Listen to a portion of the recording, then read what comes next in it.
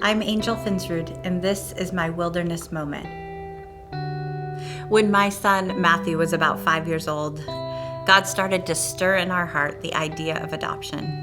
And it took many years and a lot of red tape, but eventually we met our daughter. We began to build a family just like everybody else, dinner time and homework and arguments over shorts that were too short.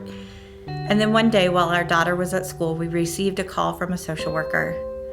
She let us know that even though we were 2 years into building our family, a mistake had been made in the paperwork and our daughter had a father with parental rights. She asked us to pack her things and told us she'd be there in an hour to pick them up, that our daughter was not coming home. We never got to spend time together as a family again. I cried a lot, but when I stopped crying, there was still this deep emptiness that I'd never experienced before. Emptiness because I missed my daughter terribly, but also because something in my relationship with God had changed. I was in the wilderness. One morning in my living room, I was struggling to find any way to connect with God, to hear Him again, and I opened my Bible to the book of Psalms. And in Psalm 74 and again in 77, I found this writer who was saying, "God, where are you? And how come you haven't rescued me? And I feel abandoned by you. And how come you're so mean to me?" And I felt like I could relate to what he was saying.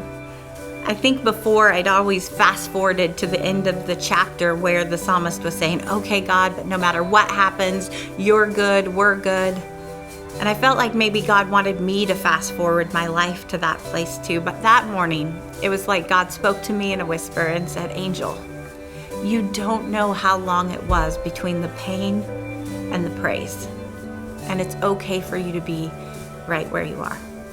It's not like I was immediately out of the wilderness, but God used that time in the wilderness to grow me, to teach me that He was okay with my pain and my frustration, with my hurt, with my doubt, that He could handle it all and He would love me through it and He would get me through the wilderness.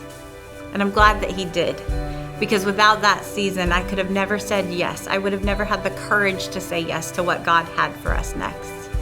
I still miss my daughter all the time and wish that that would have gone differently. But I'm also so grateful for the 3 amazing boys God has allowed us to adopt.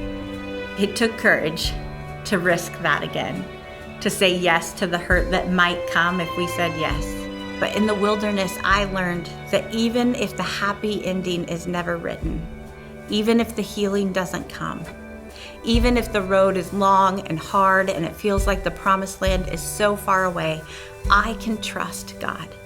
He will get me through it.